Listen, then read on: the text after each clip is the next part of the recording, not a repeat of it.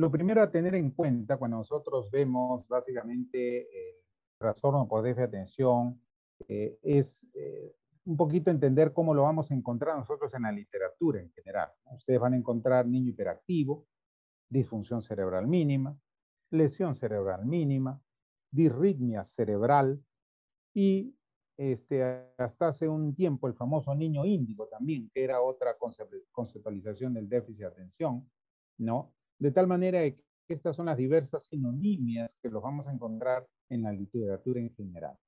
¿Cómo pudiésemos definir el trastorno por déficit de atención? Porque es importante que nosotros podamos entender esto. Primero, es un trastorno en neurodesarrollo. ¿Qué significa esto? Que es un trastorno del sistema nervioso central que se da durante el desarrollo en los primeros años, ¿no? Con alteraciones variadas en las dimensiones de la atención, la memoria, el impulso y la hiperactividad. Usualmente procede de la infancia y la adolescencia temprana. El otro aspecto importantísimo es altamente heredado y por tanto familiar. ¿Qué significa esto? Significa de que cuando nosotros tenemos un niño en casa con problemas de déficit de atención, no es raro que el hermano mayor, el papá o la mamá también tengan déficit de atención. Entonces es frecuente que encontremos y a veces diversas caras, como vamos a ver, ¿no? De un mismo trastorno, solamente que cuando ya uno crece varía. El otro aspecto es crónico, o sea, es crónico, es una entidad crónica, con variaciones en el tiempo y por el desarrollo. La mayoría de las veces, más del 50%, se asocia a un problema mental asociado, ¿no? Que muchas veces es la cara de la presentación. Por eso este cuadro a veces se confunde y uno tiene que siempre hacer un análisis longitudinal de la historia de la persona que tiene esto con la finalidad de poder identificar el cuadro y la complicación del mismo. De otro lado, genera una alta disfuncionalidad, es decir, va a afectar las diversas áreas de la persona, ¿no? Y va a ser variado en función al grado de severidad del cuadro, es decir, en el plano académico, laboral, ¿no? Y también esto se vincula mucho con la actualidad, es decir, el problema asociado que tenemos. Es un trastorno que responde de manera notoria tanto al tratamiento farmacológico específico como al tratamiento psicosocial, como lo vamos a ver. El otro aspecto es acá tenemos una línea del tiempo, ¿no? Línea del tiempo un poquito que nos hace ver un poquito la historia. Y como ustedes ven acá, por ejemplo, en 1902, el famoso médico británico George Steele fue el primero que identificó el cuadro como un cuadro que él encontró un número de niños que no tenían retardo mental, no tenían una lesión cerebral y tenían manifestaciones de problemas de atención, problemas de control de impulsos y problemas de hiperactividad. Y entonces él habló de esta patología como el defecto de control moral y fue uno de los primeros, digamos, investigadores que habló de esto. Y después, con el tiempo, realmente empezaron a aparecer otros cuadros que, como ustedes ven acá en rojo, se los he puesto, porque eran los cuadros secundarios. Y eso es importante también a distinguir. Tenemos cuadros de déficit de atención primarios y cuadros de déficit de atención secundarios. Estos secundarios en rojo, ¿qué significa? Que este cuadro puede generarse por un cuadro, en este caso, por ejemplo, en 1915 al 26 hubo el síndrome postencefalítico en niños, ¿no? La famosa encefalitis von Economo en Europa, y que generó básicamente problemas de atención, impulso, hiperactividad en variados grados en niños después que había aparecido esta encefalitis. Después hubieron otros autores como Cohen y Cran, en donde también se encontraron estos cuadros asociados a una lesión destructiva, una lesión cerebral. Y otros autores también encontraron después de lesiones, especialmente cerebrales, que podían producir también cuadros de hiperactividad, impulsividad y atención. Es decir, vamos a tener cuadros usualmente secundarios y primarios, ¿no? El que usualmente más vamos a ir reconociendo, como ustedes vieron acá en 1963 hubo una reunión especialmente en Oxford, la famosa conferencia, en donde se vio que la gran proporción de estos jóvenes no tenían pues lesiones cerebrales y no tenían antecedentes de injurias y básicamente por eso se le llamó una disfunción cerebral mínima porque era un problema de funcionamiento cerebral, ¿no? Ya después han empezado a salir las famosas clasificaciones, como el DSM, que es la clasificación básicamente americana, DSM-3, DSM-3R, DSM-5, que es la última, no el 2013, y que evidentemente empiezan a hablar sobre las dimensiones del déficit de atención, es decir, problemas de atención, problemas de hiperactividad y problemas de la impulsividad. ¿Cuán frecuente es este cuadro? Fíjense, acá tenemos un estudio de Estados Unidos del Control de Prevención de Enfermedades, el CDC. Esto fue hecho en población de 3 a 17 años, una muestra de 10.000 niños, ¿no? Básicamente teníamos que el 7.8% de los niños en edad escolar no tenían el cuadro. Y acá ya ustedes ven básicamente varones 11% y mujeres 4%, básicamente casi la relación 3 a 1, como la describiera George Steele, fíjense en su pequeña muestra que la describió en 1902. Lo otro interesante de este estudio fue que, fíjense, entre los 3 y 4 años 0,6%, pero fíjense cómo se dispara entre los 5 y los 11 años, 7.4, y entre los 12 y 17, 9.7, o sea que realmente los 5 y 12 años es donde más vamos a encontrar nosotros este cuadro, y realmente es la probabilidad que nosotros podamos ver y hacer visible la condición esta específica. En los adultos, ya usualmente las cifras oscilan entre 0,6 a 7.3% en los estudios más importantes de la Organización Mundial de la Salud. Y el estudio más importante fue el estudio de Kessler. Kessler fue ese estudio americano a nivel poblacional, también de 18 a 44 años. Y encontró una cifra de 4% en los adultos mayores de 18 años. No obstante, fíjense, cuando nosotros vemos cómo se presentan los diversos grupos, fíjense, 18 a 24, 4,6. 25 a 35 a 34, 3.8. 35 a 44, 4.6. De tal manera que ustedes ven que en todos los grupos etarios había déficit de atención, ¿no? Y el otro estudio interesante fue un estudio por Michelson en el 2012, en donde evaluó el déficit de atención en el adulto mayor, ¿no? Fíjense, entre los 60 y 70 años, 4%. Quiere decir que este cuadro continúa hasta la vejez. De tal manera que es un cuadro que siempre es importante tenerlo en cuenta cuando vemos una persona que viene con quejas de memoria, que es usualmente lo que uno encuentra, por ejemplo, en los escenarios de los adultos mayores, vengo con problemas de memoria.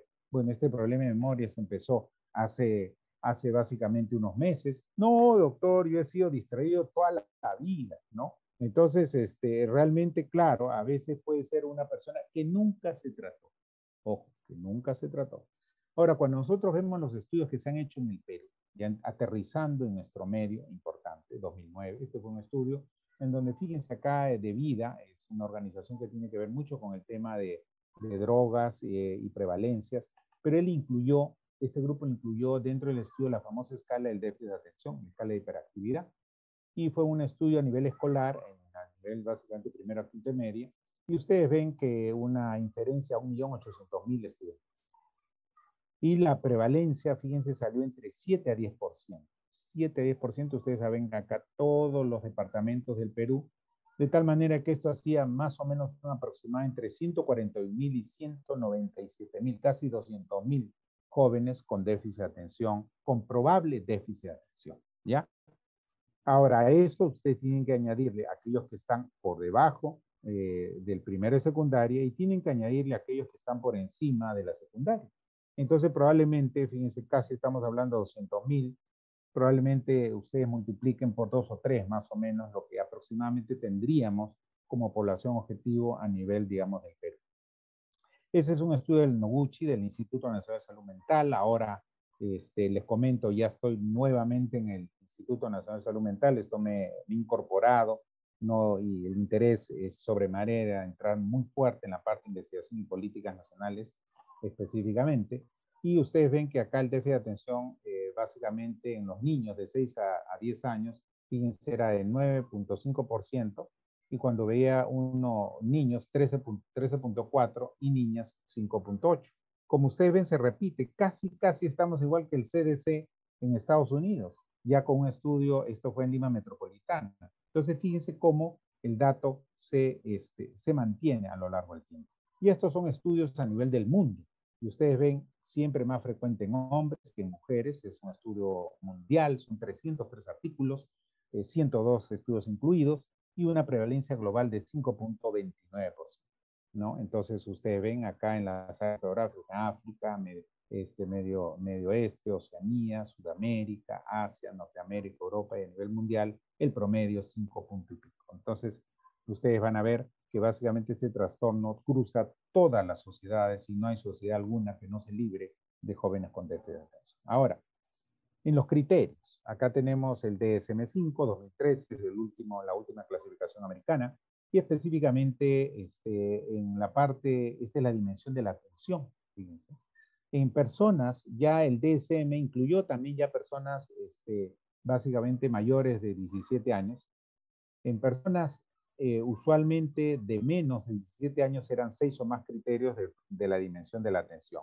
No presta atención, no en detalles, no parece escuchar cuando se le habla, no sigue las instrucciones, no finaliza las tareas, dificultades para organizarse en tareas, no usualmente evita y disgusta para dedicarse en cuanto a esfuerzo mental sostenido, pierde los objetos, es frecuente, juguetes, lápices, libros, herramientas, usualmente en el adulto, como lo vamos a ver, son ya aspectos ya personales, no como las llaves, los lentes, ¿no? Se distrae y es olvidadizo. Tienen que haber 6 de estos criterios para hablar sobre una persona que cumpla los criterios, pero en aquellos que tienen más de 17 años se ha bajado el criterio a 5 criterios, ¿no? ¿Qué pasa cuando crecemos? Los problemas de atención continúan, ¿no? Por lo general, ¿no? O sea, los problemas académicos continúan. Acá ustedes ven un típico distraído en las reuniones, ¿no?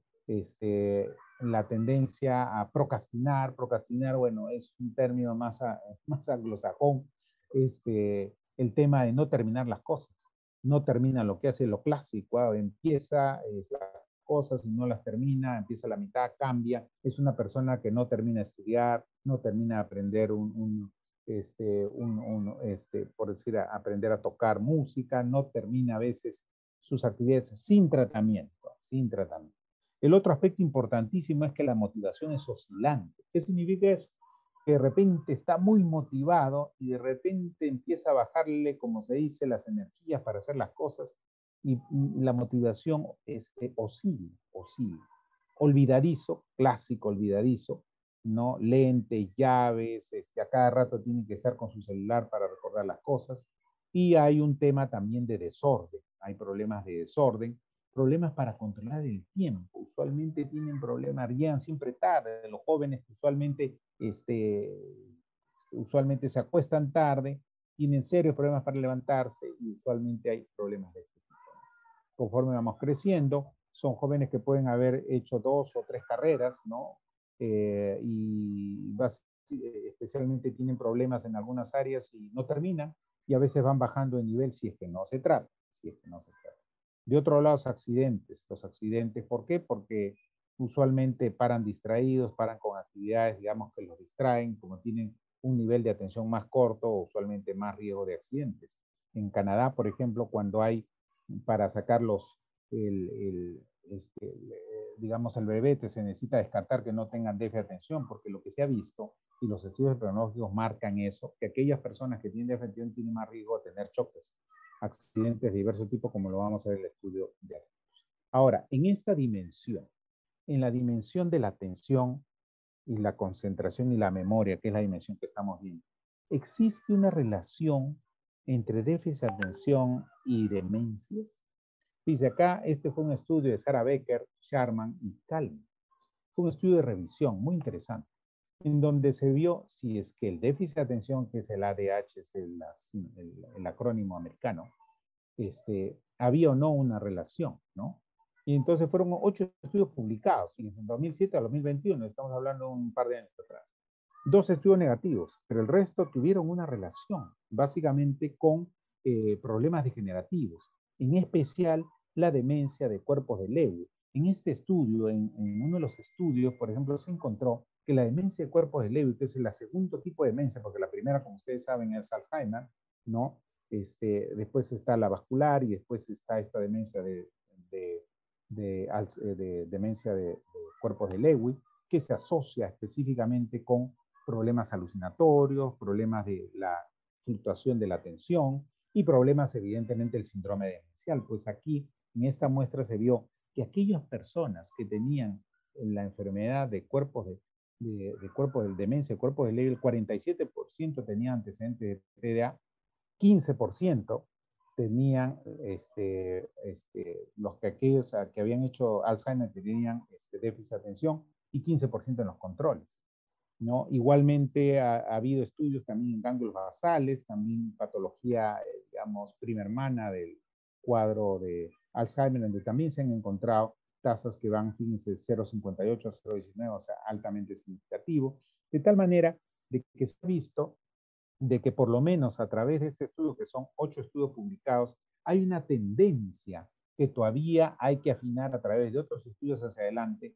en donde puedan discriminar si efectivamente hay un riesgo mayor a que las personas que tienen déficit de atención hacia futuro puedan desarrollar un cuadro degenerativo.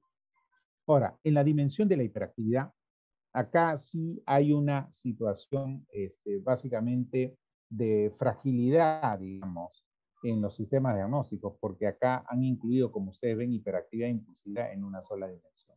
Esto, a nuestro entender, parece es algo que esperemos de que aquí a futuro, básicamente, esto se cambie, porque la hiperactividad es una dimensión y la impulsividad es otra. La hiperactividad, como su nombre lo indica, el chico inquieto, movido, abandona su asiento, corre, salta, pero como ustedes ven, todos estos indicadores son pues indicadores en niños, pues, ¿no? Y con estos indicadores se han estado haciendo los estudios en adultos, entonces probablemente esto con el tiempo se madura, se madura. Ahora, ¿cómo se ve básicamente esta hiperactividad en el adulto? En el adulto usualmente, fíjense, y acá hemos tenido personas mayores, ¿no? Clásico, oiga, doctor, mi mamá es hiperactiva desde chica y hasta ahora sigue siendo hiperactiva. Y no se puede quedar quieta. Si no hace una cosa, si no se va a un lado, se va al otro. Muy alegre, muy espontánea, muy hiperactiva todo el tiempo. Eso sí tiene un carácter fuerte, ¿no? Básicamente, típico, historia de personas con hiperactividad, usualmente a veces sobresaturadas en actividades. Esta hiperactividad cambia ¿qué? La persona no sabe decir no y está en una, otra actividad. Escoge actividades muy activas.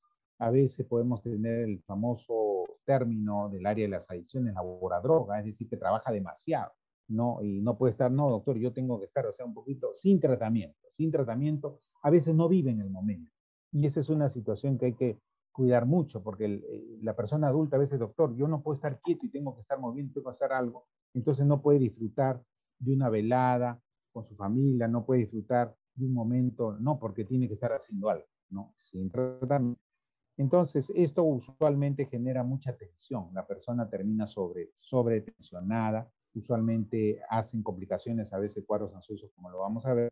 Usualmente también habla mucho, habla mucho. Y hay un grupo, digamos, de jóvenes que hacen una actividad física intensa y por ahí compensan, porque ustedes saben, la actividad física es un tratamiento psicosocial para el déficit de atención. Un niño que está demasiado inquieto, lo metemos en actividades, un adolescente en actividades de deporte y pum, le baja la ansiedad, así como ustedes saben, Michael Phelps. Michael Phelps, pues, el famoso nadador, tenía problemas de déficit de atención y realmente esto se compensó cuando ya logró hacer 4 horas diarias de actividad física, ¿no? Para que ustedes vean cómo la actividad física funciona, sí funciona. Pero no siempre, pues, va a ser lo suficiente como alterar el asunto, pero evidentemente vemos que algunos se camuflan a través de una actividad intensa marcada. Entonces ustedes encuentran una persona adulta que aparentemente está conversando con nosotros de lo más tranquilo durante toda la sesión. Entonces la persona en la familia dice, pero ¿cómo va a ser pues que este es un hiperactivo? Claro, pero cuando le preguntan, oye, ¿usted hace actividad física? Sí. ¿Cuántas? 2 horas en la mañana, 2 horas en la tarde, ¿no? Y fin de semana corro 30 kilómetros, ¿no? Entonces, fíjense, pues, ¿no? Realmente tranquilo, compensado. ¿Compensado con qué? Con la actividad. Ahora, la impulsividad. Este es el criterio diagnóstico que se utiliza en el impulso. Fíjense, pues es un criterio diagnóstico para niños, ¿no?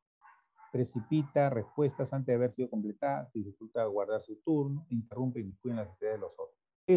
Este criterio, como le digo, hasta ahora, lastimosamente, ahí hay un problema de sistema internacional, todavía esto fue pobrísimo, porque si nos hacen un análisis, básicamente, desde el punto de vista psicológico, la impulsividad es algo muchísimo más complejo.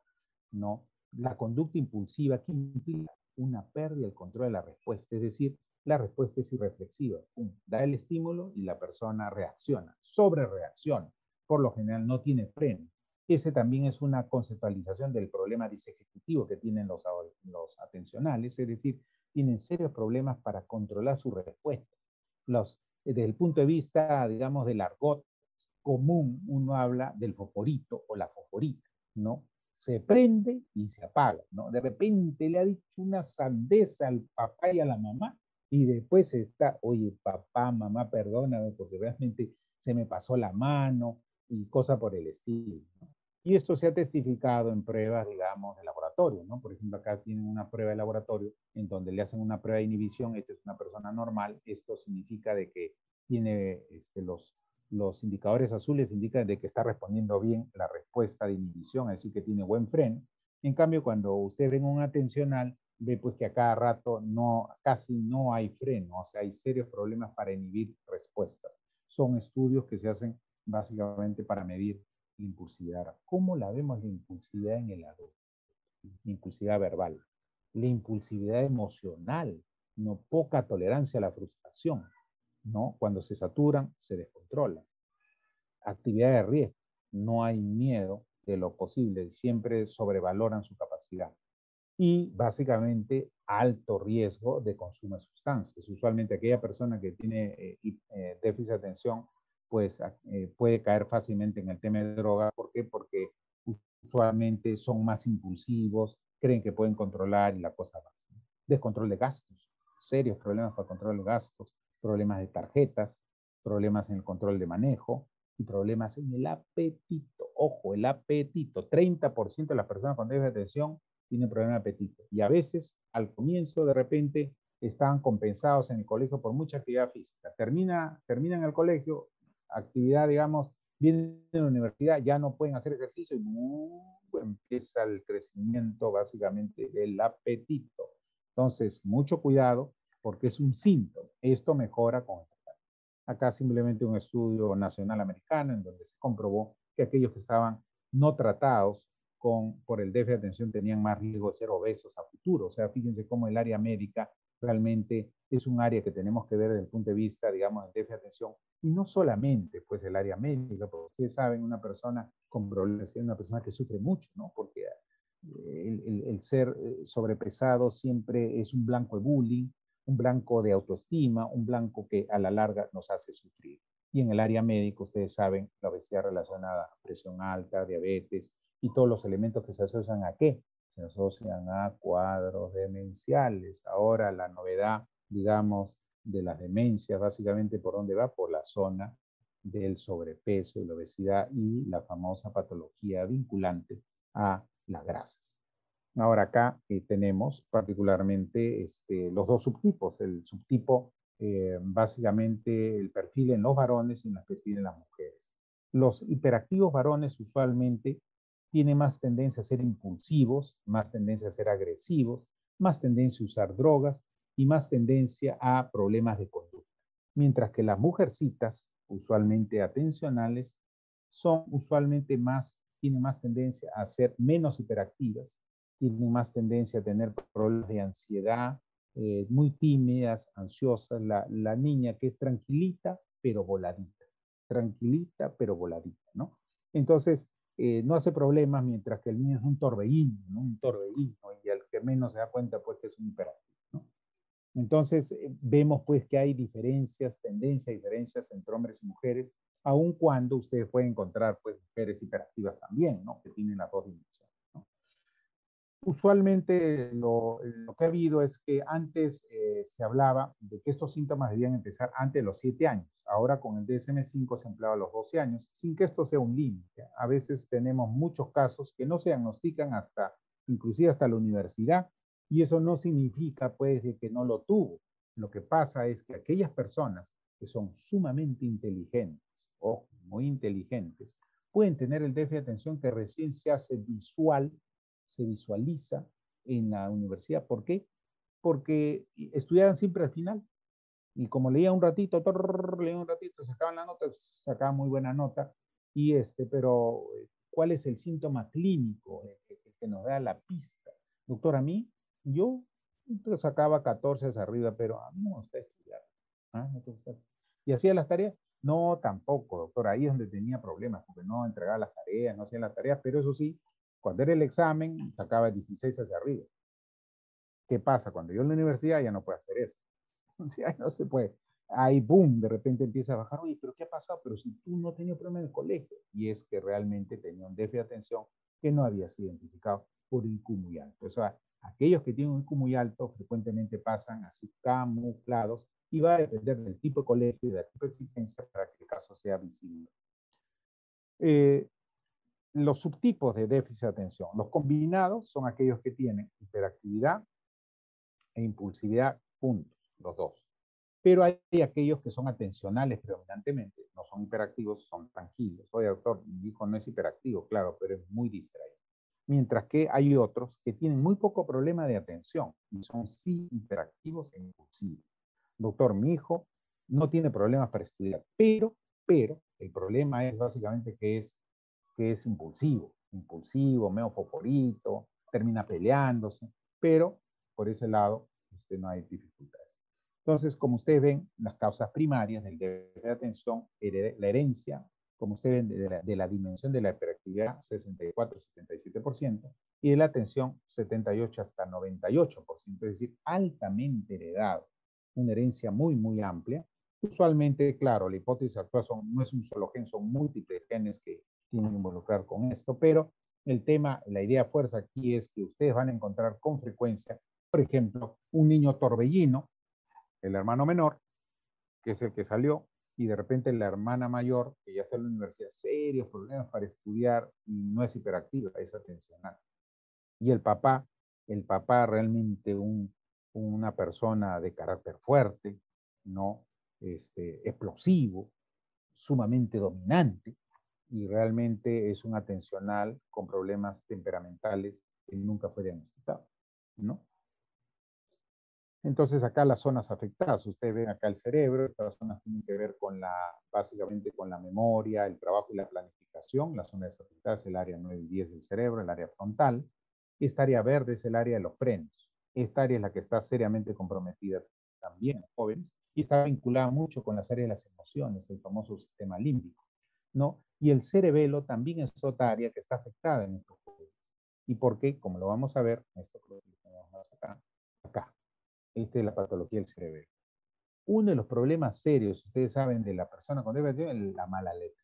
Bueno, ahí muchos de los médicos estaremos por ahí, ¿no? Entonces, la mala letra, ¿por qué?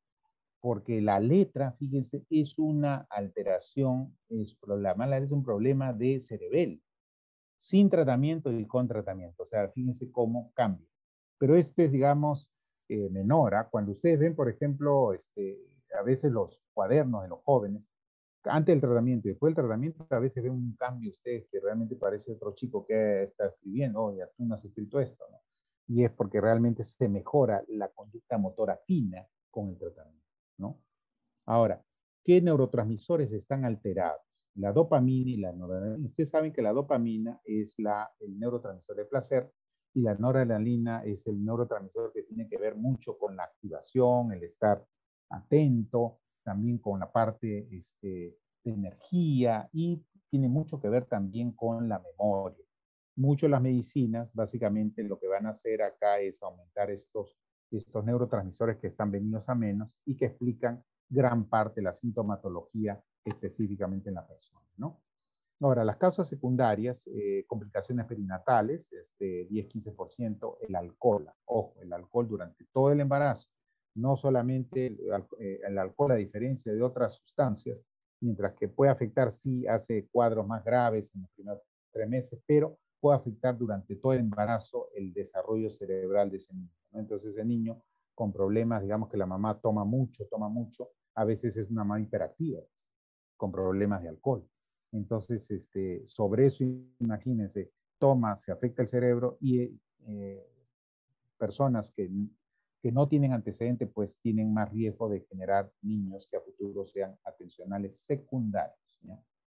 Y esto representa más o menos el 4 o 5% de las personas con déficit de atención. Es decir, la mayor parte, los jóvenes con déficit de atención no van a tener este antecedente, ¿no? La mayor parte. Ahora, sí puede haber de que realmente sobre mojado llovido. O sea, encima de tener familiares, pues hay estos antecedentes, el cuadro es más delicado. Eh, ¿Qué pasa hacia adelante? 60-80% sigue hasta la adolescencia el cuadro y 30-70% siguen los pacientes en la adultez. Y es realmente lo que pasa es que esta bajada que ustedes ven acá es que por los sistemas diagnósticos todavía falta afinar. Recién se están haciendo cambios en el DSM-5 un poquito así medio tenue, ha empezado a bajar de 6 a 5 criterios para tratar de identificar más, pero todavía hay que hacer modificaciones y la modificación mayor tiene que ser en la dimensión del impulso. Yo les aseguro que cuando se incluye el impulso se va a poder detectar muchísimo más de lo que ahora se detecta con los criterios que tienen un sesgo más hacia la vida. Ahora, esto fue un estudio muy bonito, este fue de Barclay, este fue de 500 pacientes, fíjense, 500 pacientes adultos, ¿no? Y 500 controles, ¿no? Entonces, lo que se vio es que todos los estratos, alto, medio y bajo, todos estaban representados, o sea, había déficit de atención en todos los estratos. No culminaron el colegio 17 versus 7, los controles. Terminó la universidad 19 versus 26, fíjense, ¿no? Solamente casi un 19, mientras que la mayoría, casi mucho más, terminaron. Después, el perfil clínico de estos adultos, ¿ah? Problemas antecedentes, problemas concentrados, 92%. Dificultad para mantener la atención, 63%. Problemas para regular, seguir estudiando, 36%. Problemas en su relación con amistades, 33%. Relación con profesores, 54%. En relación con los padres, 65%. Es decir, que la probabilidad que nosotros podamos identificar a una persona hacia atrás es sumamente alta, porque fíjense, esto es lo que uno encuentra, pues, o sea, es realmente, sí es factible, sí. Si yo hago un buen anamnesis hacia atrás, puedo identificar estos datos que me dan la pista de que esta persona tiene un déficit. Las consecuencias, básicamente, fíjense, sin tratamiento, 2 veces más probable de ser arrestado. Impulsividad, 2 veces más probable de divorcio. Se cansan las parejas, casan una y otra, y realmente generan más tendencia. A veces han tenido 3, 4 hijos de 2, 3 o 4 matrimonios, ¿no? 63% manejó en edad ilegal, ¿no? 20% versus 5, más citaciones de delito de tránsito, citaciones por exceso de velocidad, suspensión, accidente de tránsito. Ahora, ¿qué pasa básicamente en la comorbilidad, es decir, los problemas asociados que hablamos? Fíjense, la hiperquinesis, aquellos que son hiperactivos, tienen más tendencia, si no son tratados, a hacer problemas. Primero, el famoso oposicionista, el chico que siempre dice no, el reclamón, que por qué, y por qué tengo que yo limpiar, y por qué, y por qué, y por qué, y sale con el tema ese y es una lucha titánica para hacerle entender que todas las mañanas tiene que tender su cama. Entonces, y dice, pero yo soy un niño, ¿por qué voy a hacer esto? Entonces, esos cuadros oposicionistas es una complicación que se da en el 30-60%, y el trastorno de conducta ya es cuando avanzamos un poco más, ya no solamente son la tendencia a hacer reclamos y oposicionismo, sino ya hay transgresión de los derechos de los demás, particularmente robo, agresividad, violencia, y el ser irrespetuoso con los papás, etcétera, ¿no? Con las mamás, ¿no? Esto se asocia muchísimo al acoso escolar. Aparte de la violencia doméstica, nuestro medio está muy representado por niños hiperactivos no controlados. ¿Ah? Mucho cuidado. Ya cuando entramos en la edad juvenil, es decir, la adolescencia, casi 1 de cada 2 va a tener un problema asociado. Entonces están desde los problemas de desarrollo, que son problemas básicamente de lectura, aritmética, hasta los problemas afectivos. Usualmente lo que más va a haber sin tratamiento, los problemas de depresión, depresiones crónicas menores, que son las distimias, y especialmente ¿por qué? Porque la persona, por lo general, es una persona que sufre porque siempre es el patito feo, ¿no? Siempre hace las cosas mal, siempre es torpe, no hace las cosas adecuadas, siempre se equivoca, entonces hay mucho de esto, ¿no? Y problemas de ansiedad también son frecuentes, especialmente trastornos de ansiedad generalizada como los cuadros de pánico, cuadros fóbicos. Ya en los adultos, sin tratamiento, casi el 75 al 90% va a ser un cuadro social. Es decir, algunos pueden desarrollar conductas antisociales, o sea, pueden entrar en las riberas de la delincuencia, y algunos se vuelven psicópatas, ¿no? Otros básicamente en el área de drogas, ¿no? muy frecuente, sin tratamiento, sin tratamiento.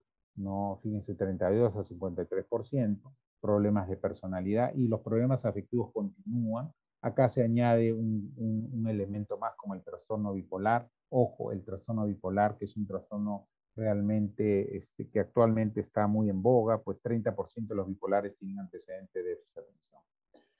En el abordaje, básicamente, como ustedes saben, en el abordaje en este momento hay una infinidad de guías. Tenemos, pues, como ustedes ven, la guía americana, la guía del Reino Unido, la guía básicamente de la Asociación Americana de Psiquiatría 2017 en niños y adolescentes. La guía, fíjense, ha salido una guía para déficit de atención con retardo mental, que ahora tiene la nueva denominación de discapacidad intelectual, ¿no?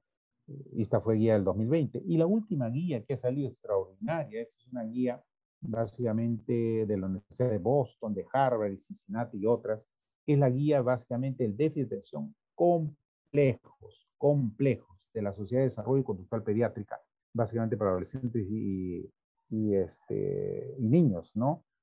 Pero en donde se hace ver ya, digamos, los diversos tipos de déficit de atención complicados con patologías, ya sea de neurodesarrollo, patologías psiquiátricas, patologías, digamos, vinculadas a drogas, ¿no? Patologías relacionadas a discapacidad intelectual, ¿no? De tal manera que cada vez ya se está identificando esos casos complejos, que son usualmente los que muchas veces vamos a encontrar en la OMS. Los afrontes farmacológicos, usualmente tenemos medicinas estimulantes y las no estimulantes, es decir, los anfetamínicos. Las más eficaces son evidentemente las estimulantes, ¿no? Segunda línea, tamoxetina, y a las terceras líneas son algunos antidepresivos como bupropión, nortriptilina, modafinilo. Acá solamente tenemos el bupropio. Y los antipsicóticos atípicos que usualmente se utilizan, pero se utilizan, fíjense, para casos complicados. Muy buenos, sí, muy buenos. Como ustedes ven, el metilfenidato tiene un impacto casi de 80%. Y eso se vio mucho en el famoso estudio el famoso estudio americano, que fueron 441 niños, ¿no? En donde se vio, pues, que definitivamente el impacto era sumamente alto de la intervención de la medicina. Y claro, la parte psicosocial es esa dimensión que más o menos es un 30% que hay que trabajar psicológicamente, ¿no? Las intervenciones psicosociales altamente eficaces, como ustedes ven acá, el efecto medio 0,55, 0,61 significa de una tasa de eficacia muy alta, es decir, y las terapias más importantes son las terapias cognitivo-conductuales en sus diversas formas. Usualmente acá lo que tenemos mucho es cognitivo-conductual de entrenamiento a nivel de los padres, no manejo en el colegio, esto más es americano que nuestro, solamente algunos colegios nuestros como que tienen manejos comportamentales en clase, y ya un poquito más avanzado es el manejo de terapia comportamental entre pares, que esto sí ya es casi americano puro. En los adultos lo que hay que tener en cuenta es que las medicinas sí funcionan, pero usualmente tienen que funcionar en dosis más altas. Hay que llegar en 1.1 y hay que decir siempre de menos a más. O sea, sí funcionan. Lo que pasa es que los estudios iniciales en adultos eran de la década de los 70, 80, se utilizaban dosis muy bajas y por eso aparentemente parecía que no funcionaba, ¿ya?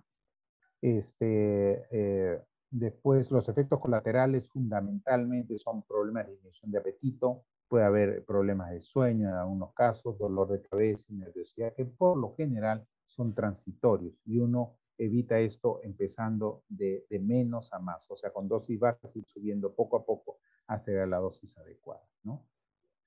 Usualmente las mejores medicinas son aquellas de acción prolongada, como ustedes ven acá, porque las de acción prolongada duran pues 10 a 12 horas, mientras que las de acción corta, como el Ritalin, dura pues apenas 4 horas y a las 4 horas hay que estar dando la otra pastilla, o sea, hay que darle 2 o 3 veces al día, con lo cual realmente la probabilidad que se mantenga en el punto es muy baja.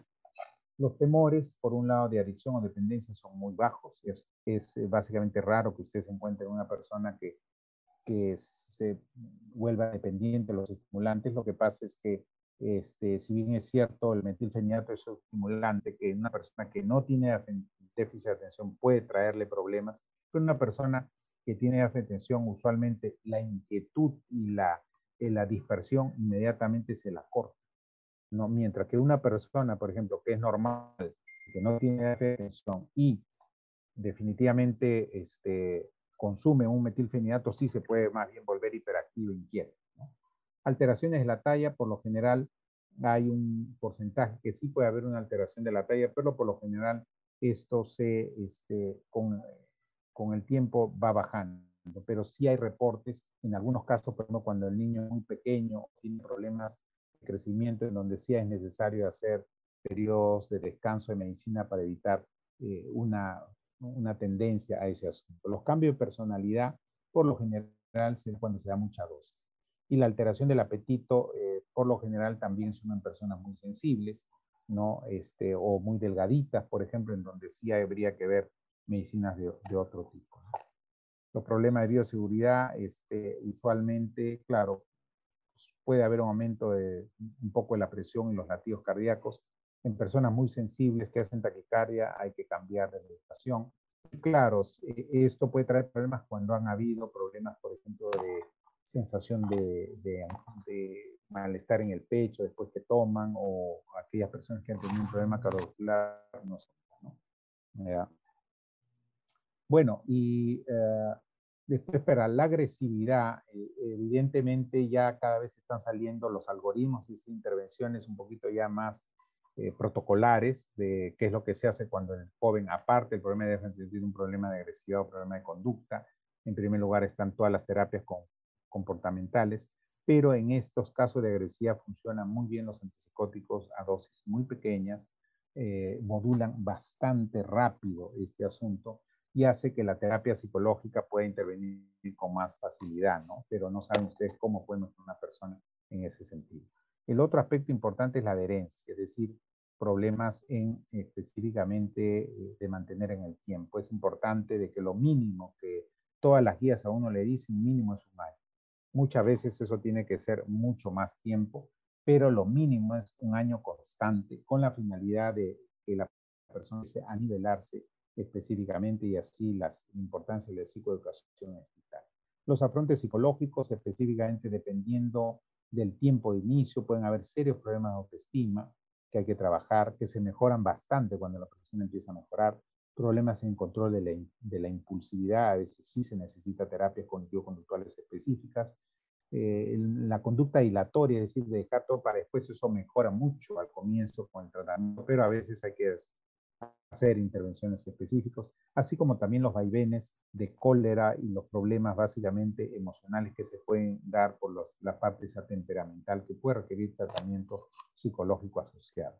Escuela de padres, es decir, cómo orientar a los papás a tratar este asunto, y el tema, digamos, claro, del manejo de la comorbilidad asociada, ¿no? Como ustedes ven, básicamente el trastorno por déficit de atención es una condición de neurodesarrollo con un alto componente genético, no prevalente en escenarios tanto clínicos como epidemiológicos. La variación en la presentación ha generado retos en el diagnóstico y deben ajustarse a criterios taxonómicos actuales, ¿no? Su cronicidad y su extensión hasta la vida adulta y cada vez más son una realidad en las subsecuentes complicaciones asociadas, es decir, en el adulto siempre tenemos que ver un adulto que, por ejemplo, tiene una depresión, una ansiedad, y uno la trata y hay cosas que todavía no se controlan, mucho cuidado que tenga un problema de déficit de atención que no ha sido identificado, ¿no? Es el déficit de atención, una condición con alta comorbilidad, es decir, los problemas asociados que hacen que uno tenga que tener, digamos, mucha perspicacia para identificarlos asociadamente, ¿no? La comorbilidad es importante, muchas veces es una complicación del no tratamiento, ¿no? Y el tratamiento, por lo general, debe ser de naturaleza multimodal, interdisciplinario, y en variadas ocasiones deben aplicarse de manera simultánea. ¿No? La intervención familiar es imprescindible, especialmente cuando hay problemas asociados, y las intervenciones psicosociales bien establecidas son la psicoeducación y las terapias cognitivo-conductuales, que son las más específicas, ¿no? Los consensos internacionales en primera línea hablan sobre los estimulantes, en segunda línea tamoxetina, para luego seguirles bupropión y tricíclicos como medicación específica, ¿no? Y la adherencia es una situación que tenemos que tenerla hacia adelante, ¿no? Bueno, con esto yo cierro la presentación, y como ustedes ven, esta condición cada vez es una condición que tenemos que prestarle mucha atención, a lo largo de toda la vida. Muchas gracias.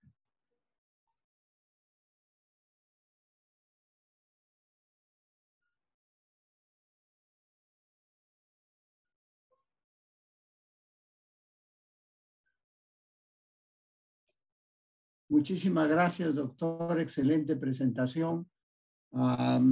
Pasaríamos ahora a la rueda de preguntas en función de lo que hayan anotado los concurrentes en el chat.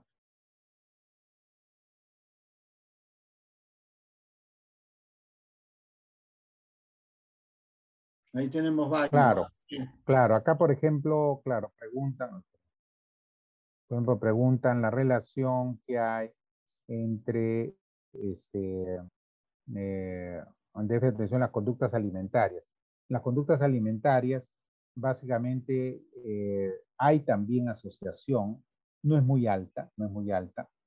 Más que los trastornos, básicamente, ustedes pueden encontrar trastornos bulímicos con TDA, que las cifras son menos del 20%, pero claro, es una situación en la cual especialmente complica el cuadro, porque los dos cuadros, tanto los trastornos alimenticios como el trastorno básicamente de déficit de atención son trastornos complejos y que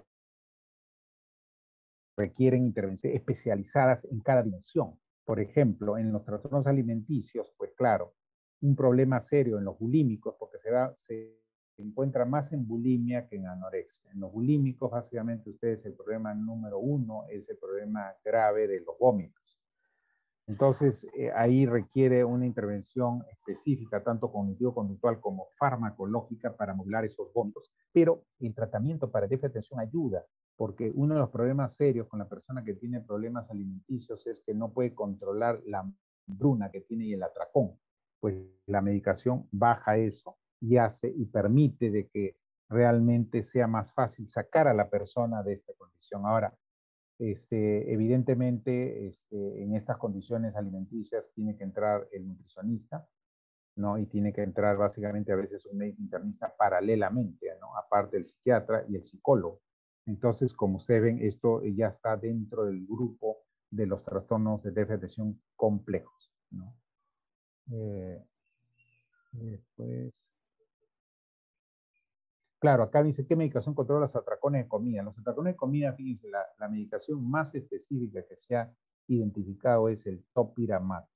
Topiramato, antes no había medicación. El topiramato en este momento es la que más se utiliza para controlar atracones.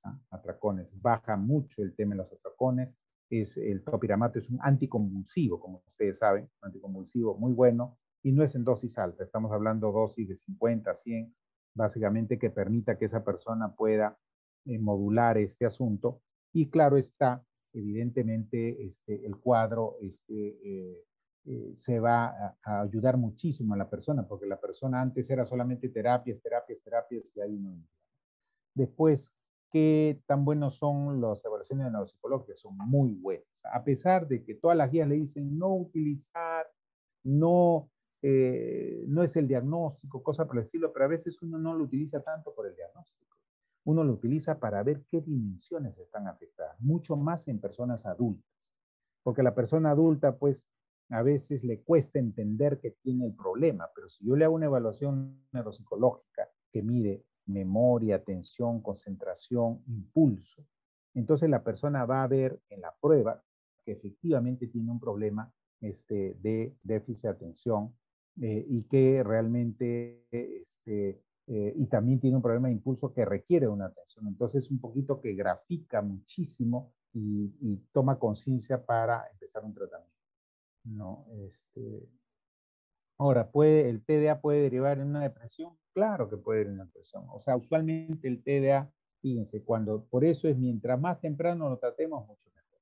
Porque la persona usualmente empieza a tener problemas típicos de fracaso escolar, repite años, tiene problemas, digamos, que no logra alcanzar lo que quiere. Y hay muchos jóvenes que dicen, bueno, ¿saben qué? Como he intentado 2 veces entrar a la universidad, mejor ya me dedico a hacer algo técnico y ya no estudio.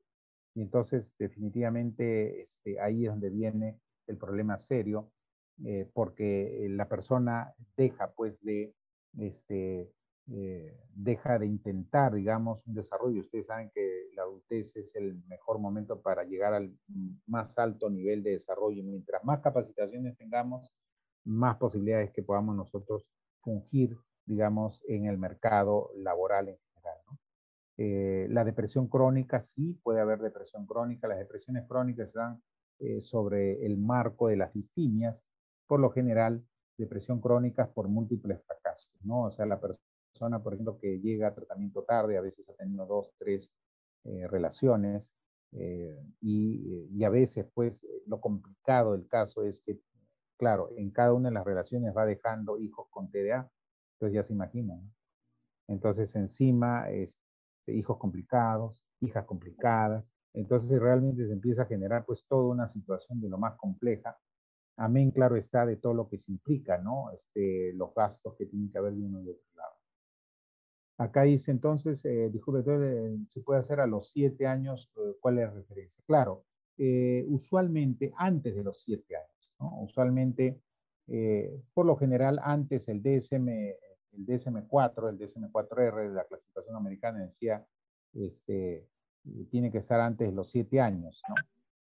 Pero el DSM-5 habló de que podía inclusive hasta antes de los 12 años hacer el diagnóstico. El diagnóstico por lo general es en la primera década de la vida, por lo general, en la mayor parte de los casos va a ser identificable. Y ahora, a diferencia, digamos, de otros años u otras décadas, ya es raro que un atencional pase desapercibido desde el nido, porque ya como hay mucha criba, psicólogos, psicólogas, entonces identifican el cuadro, entonces le dicen a la señora, ¿sabe qué? Haga ver a su niño o niña porque tiene un problema, entonces hay que evaluar, ¿no? Si es que, por ejemplo, es muy inquieto, y ahí es la mejor forma de identificar a un niño con déficit de atención es los primeros años, ¿no? Porque como ustedes veían, entre los 5 y los 11 años es donde se da el pico el diagnóstico, ¿no? Y de esa manera ya realmente podemos ver este asunto, ¿no? Después, claro, la receta que dice las pruebas para el diagnóstico. Claro, acá dice son útiles para el diagnóstico. No, no son útiles para el diagnóstico, son útiles para el tratamiento, ¿no? Las pruebas neuropsicológicas. Pero para un adulto sí, no saben ustedes cuánto ayuda. El adulto a veces, y peor el adulto que usualmente viene no solamente pues con el TDA, ¿no? El adulto viene con problemas de depresión, con problemas de alcohol, por ejemplo, ¿no? Muchos vienen con problemas de alcohol o drogas.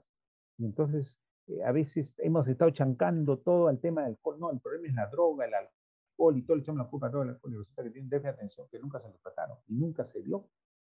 Y un tratamiento, ¿cómo va a funcionar? Si el déficit de atención se olvida de todo, hay que estar detrás de él, hay que hacer las cosas. Entonces, ¿cómo va a funcionar eso? Claro, si no se trata el déficit, hay que tratarlo, ¿no? Entonces, a ver, después, ¿qué otra cosa más? Si lo receta el neurólogo, mi hijo es tratado por autismo. Claro, lo receta. Lo receta el neurólogo, mi hijo es tratado por autismo y epilepsia también. Claro, autismo y epilepsia, fíjense. La última guía, esta que le decía, la guía, digamos, de Cincinnati, la guía que ha salido el año hace 2 años, hablaba sobre estos casos. O sea, autismo o el espectro autista. Y ustedes tienen dentro del espectro autista el famoso cuadro, pues, de Asperger, ¿no? Que ahora ha sido ya sacado, a mi entender, no muy adecuado, porque era el autismo de alto funcionamiento. Este autismo, el 40-50% de los pacientes con autismo tienen déficit de atención asociado. Y ustedes saben que para que el pronóstico para el autismo es el desarrollo en la área verbal y en el área, digamos, específicamente social. Pero si tiene una atención muy corta, entonces las terapias no van a funcionar. Si se identifica que este joven tiene un déficit de atención, hay que tratar el déficit de atención, ¿no? Para que realmente mejore, ¿qué cosa? Su procesamiento, su asimilación y por lo tanto las terapias, ¿no? Ahora, cuando hay complicaciones como epilepsia, que son estos casos, también definitivamente acá tenemos que ir de la mano con el neurólogo, ¿no? El neurólogo por un lado, el psiquiatra por el otro, El neurólogo, por ejemplo, para una epilepsia le va a dar pues, un tratamiento antiepiléptico. La mayor parte de los tratamientos antiepilépticos de los nuevos, por lo general, no alteran la memoria de concentración y se pueden dar sin ningún problema con el tratamiento para el déficit. O sea, estos también están dentro del rubro de los casos complicados. TDA, déficit de atención, autismo, epilepsia. Casos complicados, totalmente tratables. Ahí no hay cuestión de que no se puedan tratar.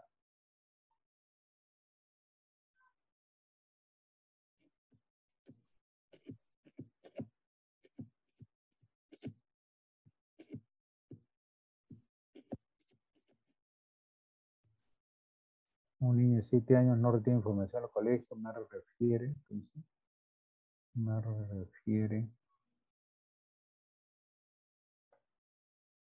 Claro, el no retener información en el colegio, básicamente, como le decía, el colegio es la primera criba. Acá hay que tener mucho cuidado. A veces la mamá dice, no, doctor, ¿sabe qué? Y hay mamás que han dejado el trabajo. Dejaron el trabajo por el niño con déficit de atención. ¿Y por qué dejó el trabajo? No, doctor, porque si yo no estoy ahí con mi hijo, no estudio. Y ahora que yo estoy con él, resulta que las notas han mejorado de 11 que tenía, ahora está con 14. No, ya señora, ¿y cómo hace usted? No, yo todos los días tengo que estar con él. Si no estoy con él, no funciona.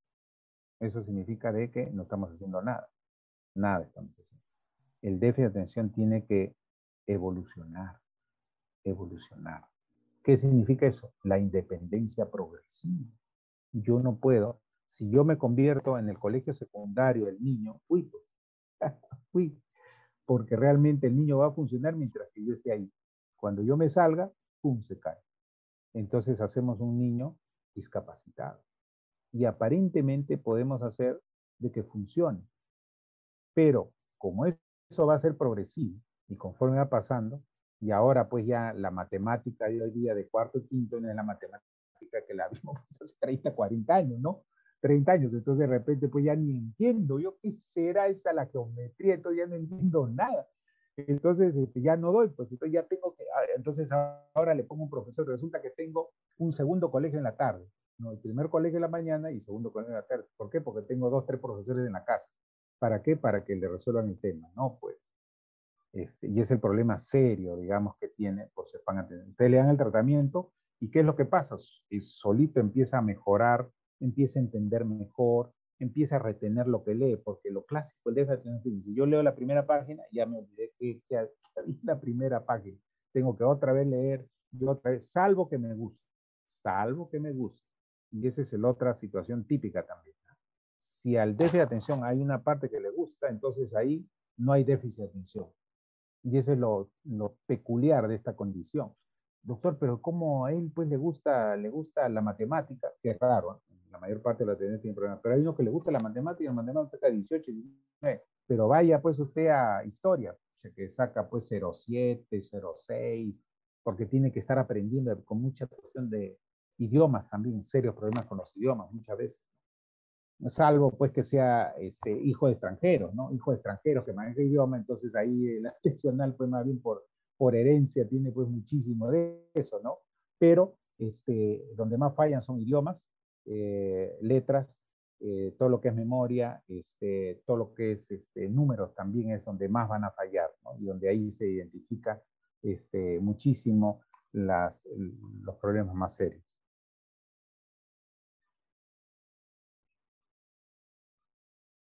Ahora, ¿quién lo diagnostica? Bueno, lo puede diagnosticar, fíjese, lo puede diagnosticar el pediatra, lo puede diagnosticar el neurólogo, lo puede diagnosticar el psiquiatra, pero hay que tener muy en cuenta que, como les decía, esto es una patología familiar. Entonces, si bien es cierto el pediatra, el neurólogo lo puede diagnosticar, pero lo que tenemos que tener muy en cuenta es que tenemos que ver en el escenario de la casa quién más tiene. Por ejemplo, cuando nosotros recibimos al paciente, bueno, mire señor, cuando llevamos al informe, mire señor, esta condición es altamente heredada, o sea que aquí hay que ver quién de la familia más tiene el cuadro. Cuando uno dice así, entonces realmente pues empieza, no, pero doctor, yo no entiendo, bueno, a ver, vamos a ver señora, porque hay que ver. Ahora, me dice usted que es de mal carácter, ya, y dígame, ¿y usted en el colegio tenía? Y resulta que también se veía que también había tenido, solamente que lo había superado y nunca lo había tenido. Algunos papás, por ejemplo, llegaron al problema de licor y terminaron con problema de licor, y debajo de eso está el déficit de atención nunca tratado, ¿no? Entonces, como les decía, pueden haber 3 o 4 caras del mismo cuadro complicado. El chico con el clásico déficit de atención, la hermana con un problema, digamos, de ansiedad marcada y problemas para rendir en el colegio, con otro déficit de atención y el papá con problemas, digamos, de temperamento. Entonces, a veces hay que tratar a 3, 4 familiares. O sea, ya salimos del escenario del pediatra, salimos del escenario del neurólogo. Ya tenemos que ser muy perspicaces para hacer el análisis, digamos, de familia, que sí puede complicar el cuadro, ¿no? Porque si yo tengo una mamá que es atencional, entonces, pues, que se olvida, que a cada rato tiene que hacer las cosas, entonces va a tener serios problemas para manejar a su hijo. O la mamá que tiene un carácter tremendo, porque ya me hartó hasta acá, doctor, ya hasta cuándo voy a estar con él, por aquí, por allá, y uno grita o le pega. Y realmente, oiga señora, pero usted también tiene cuadro. Entonces vamos a tratarla también a usted. Entonces trata a la señora y le baja pues las revoluciones a la señora y puede manejar mejor el asunto, ¿no? Entonces, el déficit de atención por eso es tan complejo. Primero, no es una patología simple, es una patología compleja. Y lo complejo es esto, lo que les digo, del escenario en donde está viviendo y de las diversas patologías que podemos encontrar en la familia, que hay que ir tratando poco a poco en el camino, ¿no? Entonces ahí es donde ya se necesita una visión ya mucho más amplia. Si yo tengo una chica con depresión y que no sale la depresión y es la hermana mayor, entonces de repente no sale por la depresión porque aparte la depresión tiene un problema de déficit de atención que no ha sido tratado, ¿no? Y por eso sufre tanto, ¿no? Doctor, estoy viendo ahí varias preguntas relacionadas al TDA. Una de ellas es si el TDA es hereditario, si el TDA puede degenerar o confundirse con Alzheimer's, Claro. y si el TDA es el preludio de la depresión. Claro, bueno, mire, básicamente, claro, el TDA básicamente, si se puede confundir, por un lado, con Alzheimer. Fíjense. Cuando ustedes hacen, ¿cuál es la relación que puede haber entre Alzheimer y TDA? Por un lado, en las pruebas neuropsicológicas iniciales de Alzheimer, ustedes van a encontrar un TDA clásico. Un TDA clásico. ¿Por qué? Porque en la parte así de este tipo, hay problemas de memoria reciente, hay problemas de atención, hay problemas de concentración, hay problemas de olvidos. Entonces, definitivamente uno hace una evaluación y va a encontrar muy similar. La diferencia que va a haber es que usualmente, porque pueden haber atencionales, y es cierto, uno en la clínica se ha visto de repente atencionales que hacen demencia, ¿no? Que el cuadro de memoria se empeora, ¿no? Si esta situación viene desde larga data, entonces ya tenemos el primer diagnóstico es déficit de atención, entonces habría que tratarlo si nunca se ha tratado. Ahora, si ya lo tratamos, baja un poco y el cuadro de memoria sigue avanzando, entonces ya estaríamos hablando de una complicación degenerativa, ¿no? Porque ustedes saben que por más metilfenidato que nosotros le demos a una persona con demencia no va a mejorar, no va a poner el cuerpo en un cuadro degenerativo, ¿no? Pero sí al inicio sí puede haber confusión, puede haber problemas de atención. Si la persona, por ejemplo, a uno le dice que nunca ha tenido problemas de atención y empieza con un cuadro de olvidos recientes, un cuadro de memoria, un cuadro que parece pues un atencional, ¿no? Y cuando vemos la prueba neuropsicológica es casi similar, ¿no?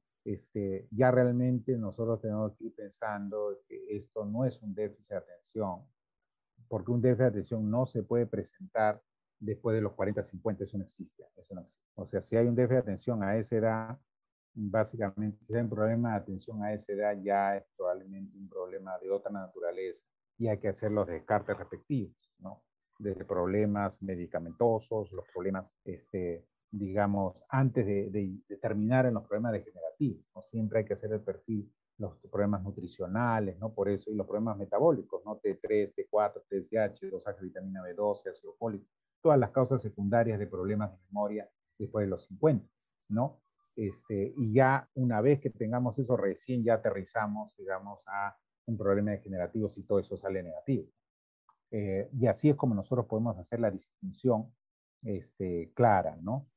Pero sí pueden ustedes tener una persona que ha tenido déficit de atención y, y después un poco como que empieza a notar de que su cuadro se empieza a empeorar.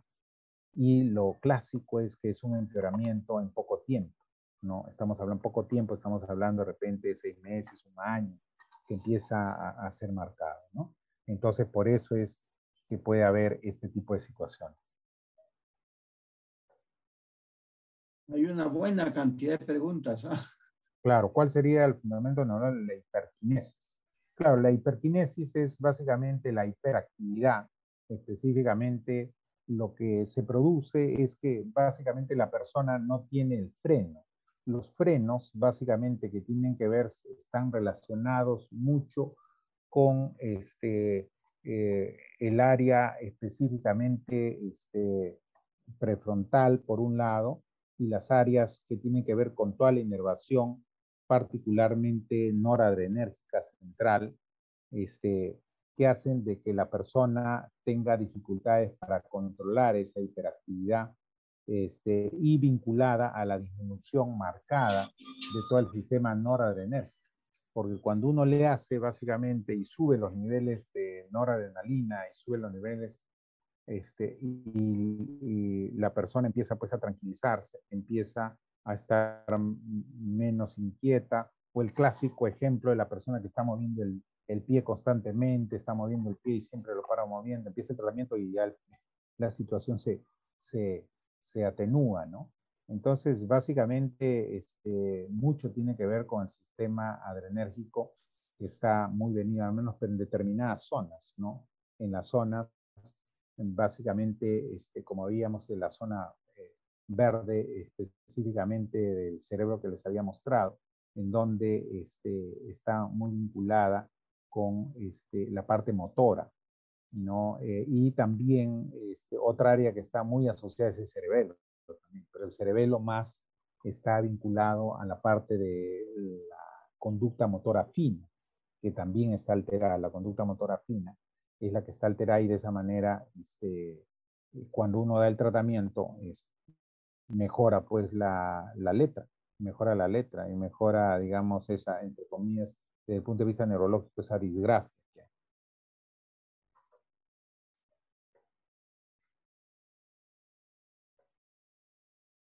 Claro, sí, bueno, el tema, fíjense, para la medicación, hay muchas familias que de arranque, por ejemplo, vienen y no quieren tomar medicación. Yo no quiero darle a mi hijo medicina. Allá pues, señor.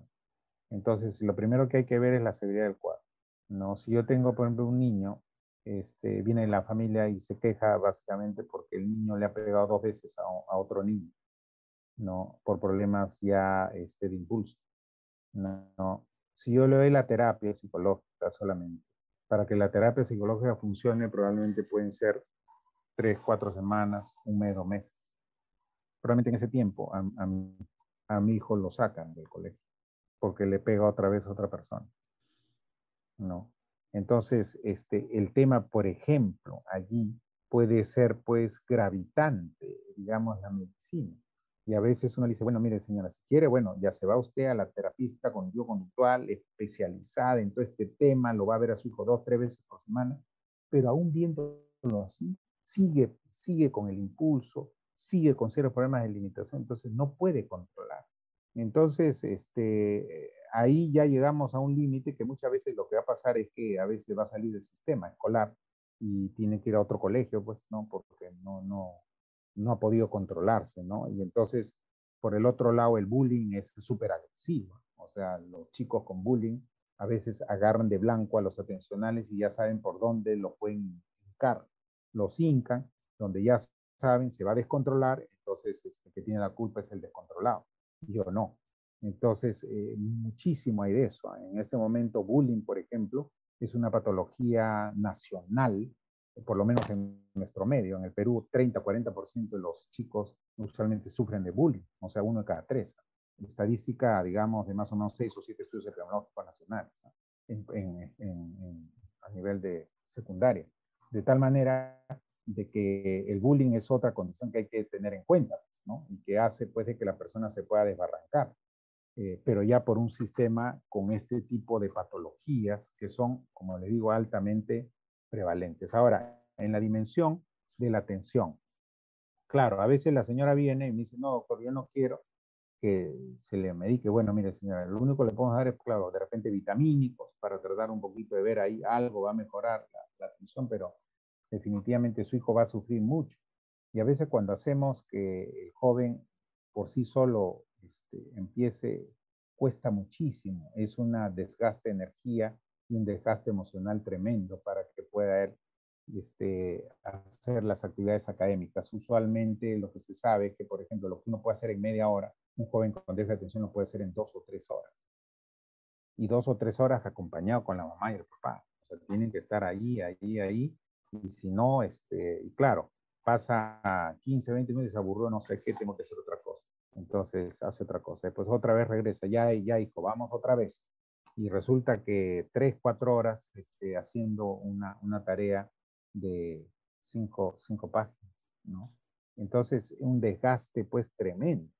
Y lo otro que también he podido ver, por ejemplo, colegios especiales, entre comillas, ¿no? Y de repente viene la mamá y me dice, oye, mi hijo está yendo bien, bueno, está en el colegio especial. ¿Y cuántos hay en el colegio? No, son 5 alumnos. 5 alumnos por salón. Entonces, 5 alumnos por salón casi es 1 a 1.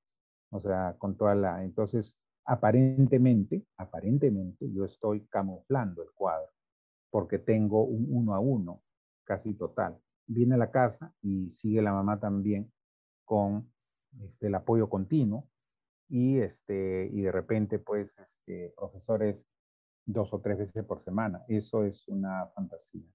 Eso es una fantasía completa, porque ahí no estamos haciendo muy poco, porque el trastorno sigue.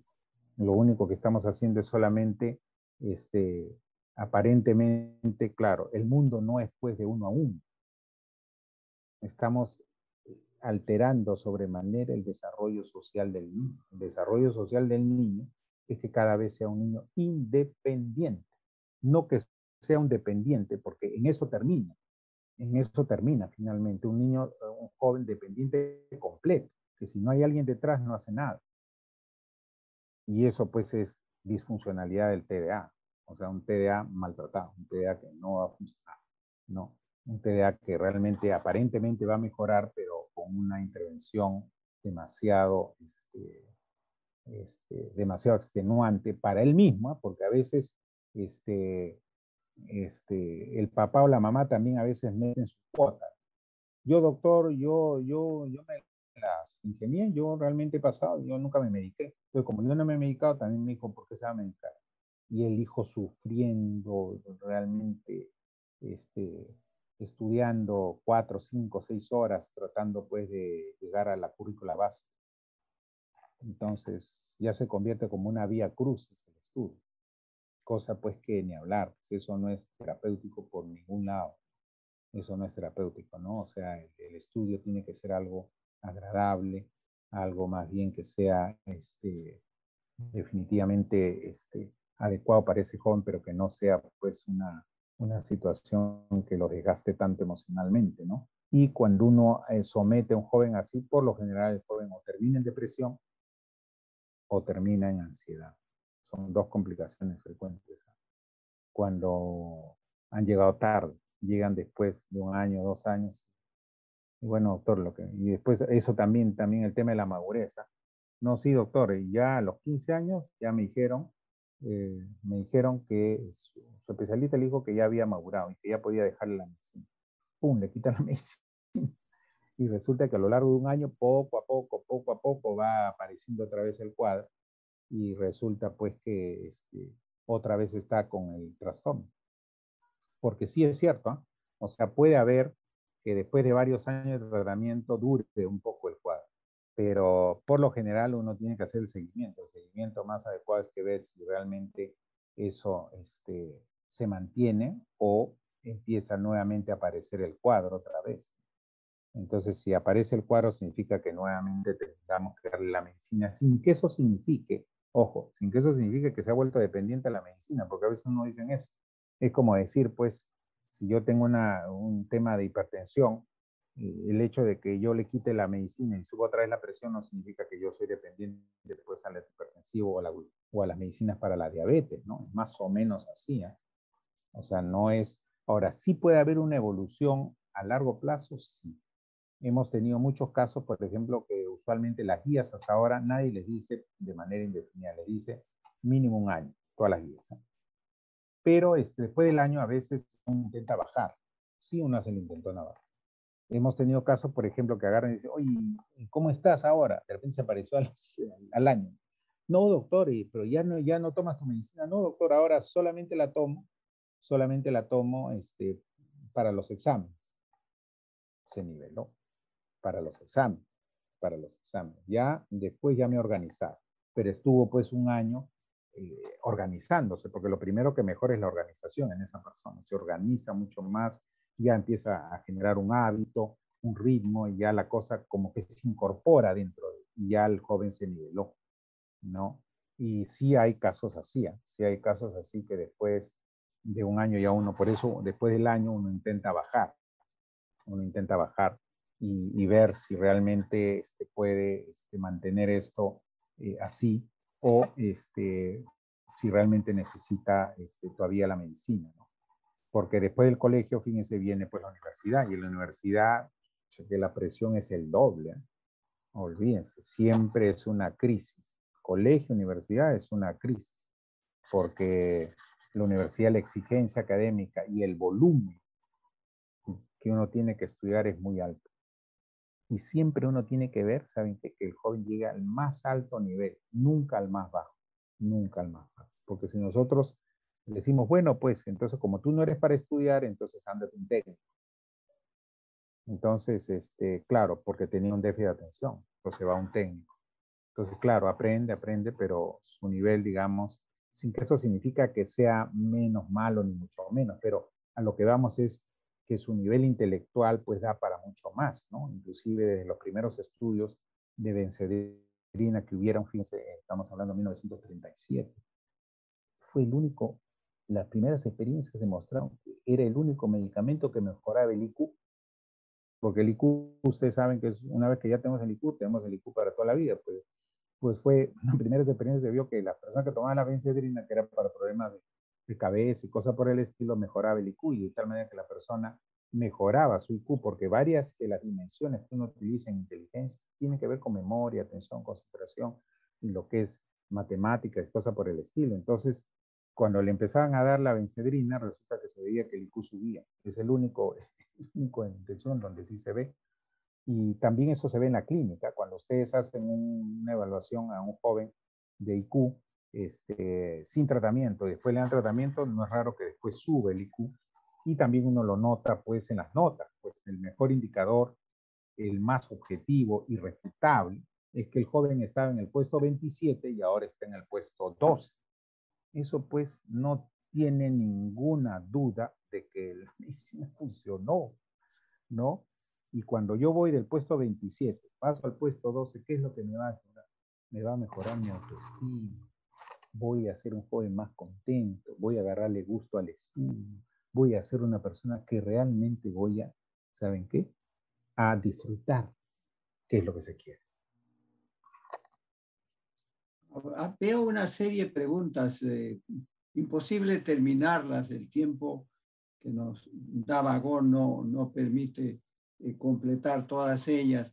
De modo que yo me voy a permitir agradecerle mucho su presentación, doctor, y además hacerles recordar que las preguntas que no han sido correspondidas, que como he visto hay muchas preguntas muy interesantes, pueden hacerlas al doctor mismo. Acá hay un teléfono, Claro, perfecto. el 981-295-890. El doctor tiene un asistente administrativo que puede por ahí canalizar las preguntas que queden pendientes. También los laboratorios Vagó han grabado la conversación siguen grabando lo que estamos conversando en este momento y se les puede encontrar pues en su Facebook o en su website, tal como están viéndolos en la pantalla. También se puede canalizar preguntas a través de la Asociación Peruana de Alzheimer's. Tienen ahí el teléfono, el 965-043-210. Y también a través del Facebook de la Asociación Peruana de Alzheimer's. La presentación, creo modestamente, a mi modesta opinión, ha sido un éxito.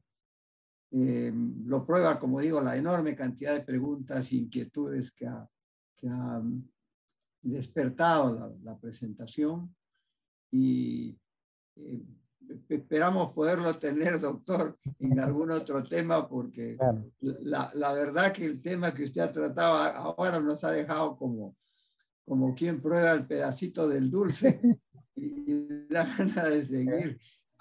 Yo me he abstenido de preguntar porque ha habido demasiadas preguntas ahí que se han quedado en el aire, pero seguiremos para adelante, ¿Cómo como digo, a través de los 3 canales que estamos dejando ahí abiertos. Y le repito, doctor, mil gracias.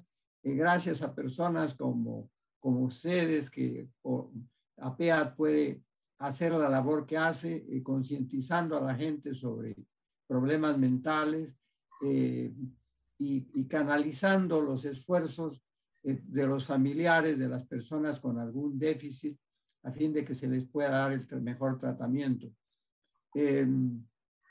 Nos queda todavía algunos meses en el año y, como les repito, quisiera que nos vuelva a ayudar en algún otro tema por ahí que seguro que tiene bastante, con semejante currículum, que es para sorprender a cualquiera. De tener varios temas por ahí que lo vamos a molestar de nuevo, doctor. Claro. Muchísimas gracias. Estamos con más de 100 personas en este momento atendiendo su presentación y bueno, tenemos que agradecerle también a Bagó por su paciencia y permitirnos pasarnos de la hora. Perfecto, muy bien. Yo también les agradezco sobremanera. Muchas gracias y realmente para mí es un gusto estar acá con ustedes y compartir.